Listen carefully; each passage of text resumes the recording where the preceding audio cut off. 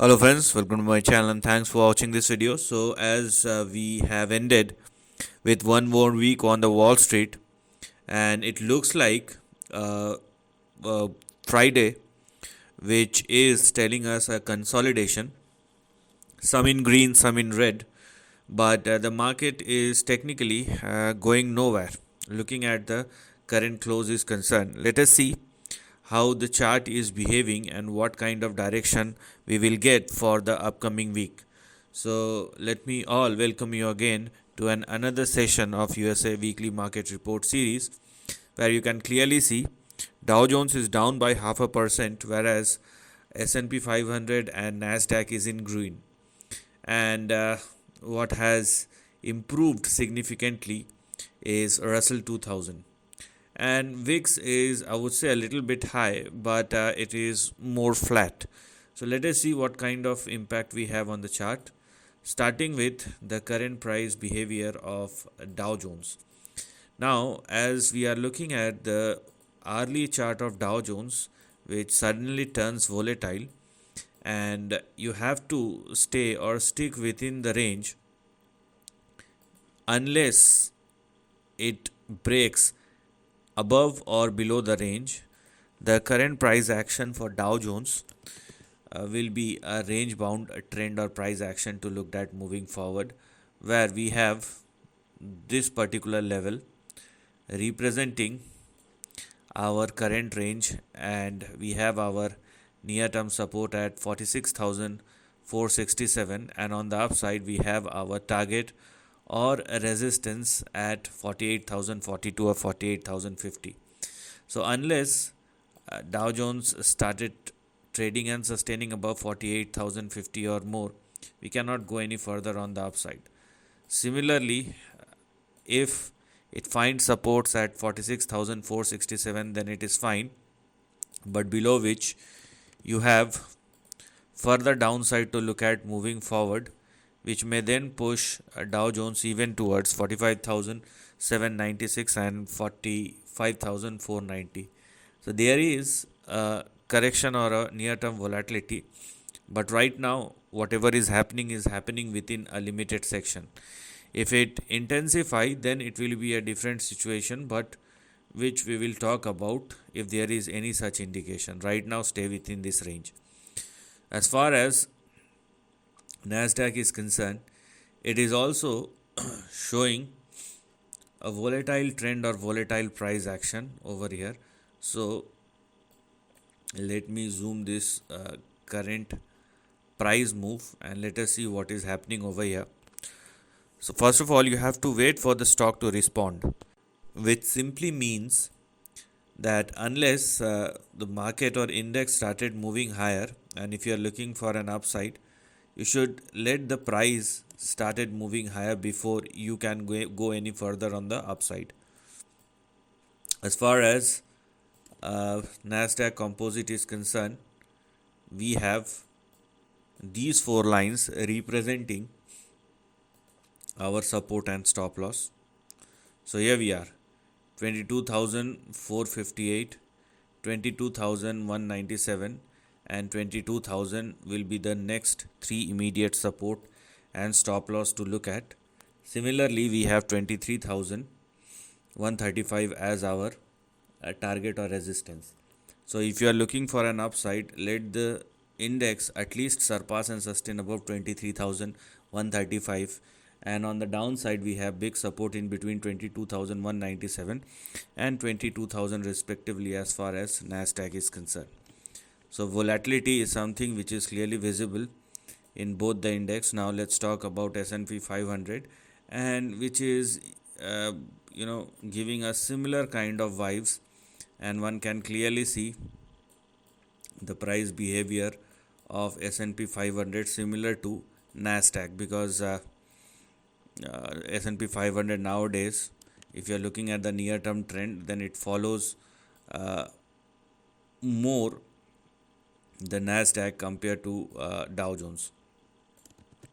And here we are, these two or three lines or levels representing our support and stop loss, where we are going to have our target or resistance at 6752 and 6777, below which you can expect an upside. Meanwhile, we have these two lines representing our support and stop loss to be looked at. So, you have these two levels to look at on the downside, 6595 and 6552. So, for the time being, it is quite visible across all three indices that market in the upcoming week may continue to trade in a volatile manner, and it is also indicating a near term correction unless all three indices surpass and sustain at or above the resistance zone. Now, let us talk about the price move of a dollar index, and this is what we have here as far as the current price behavior of dollar index. So, it went up to 100.3, 100.4, and that is where we have seen a near term correction in the stock market or equity market. But the current price behavior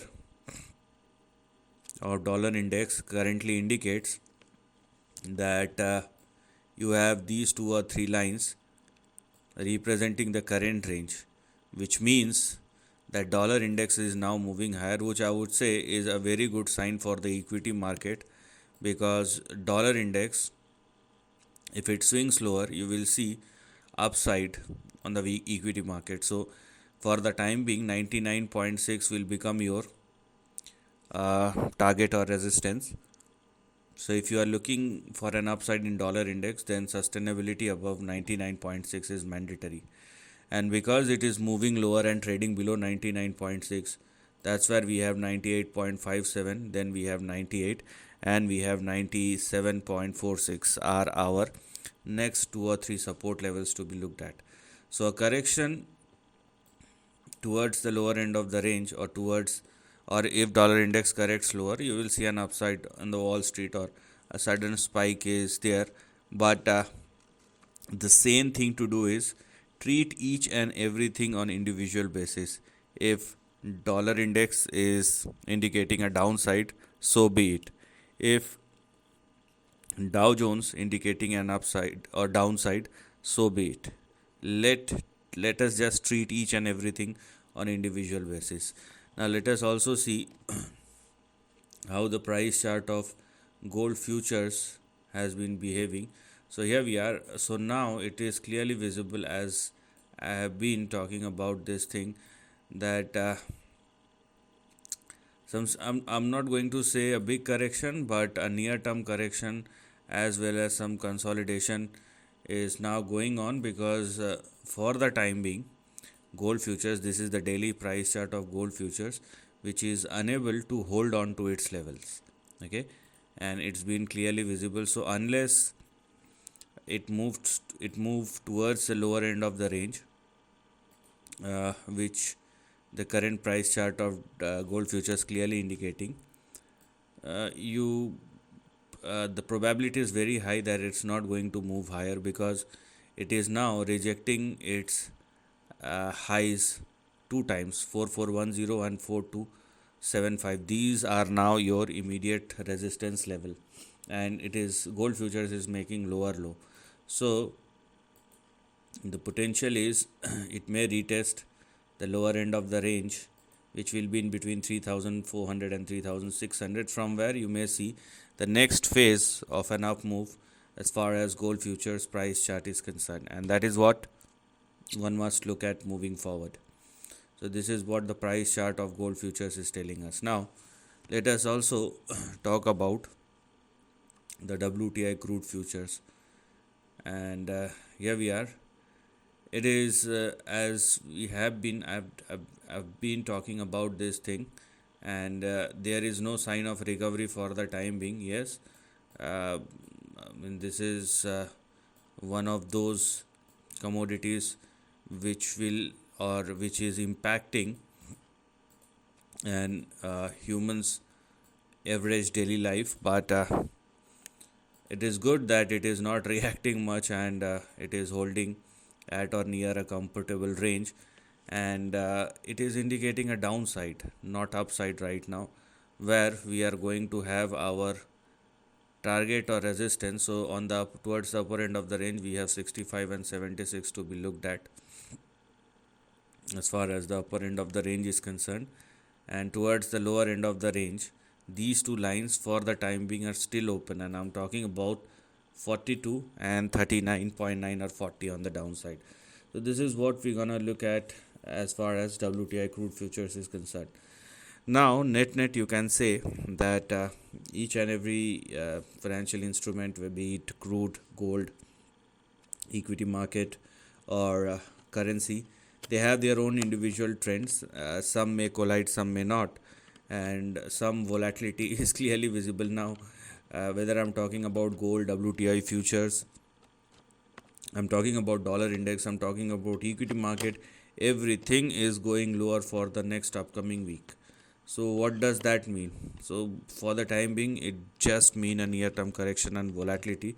Don't try to test your luck beyond that point, and react only if there is an indication for an upside, or when the prices actually started moving higher from the support level. So do not simply jump in. Okay. Yes, there are some direct or inverse correlation, but sometimes it may work, sometimes it may not. So this is the end of the video. Thanks for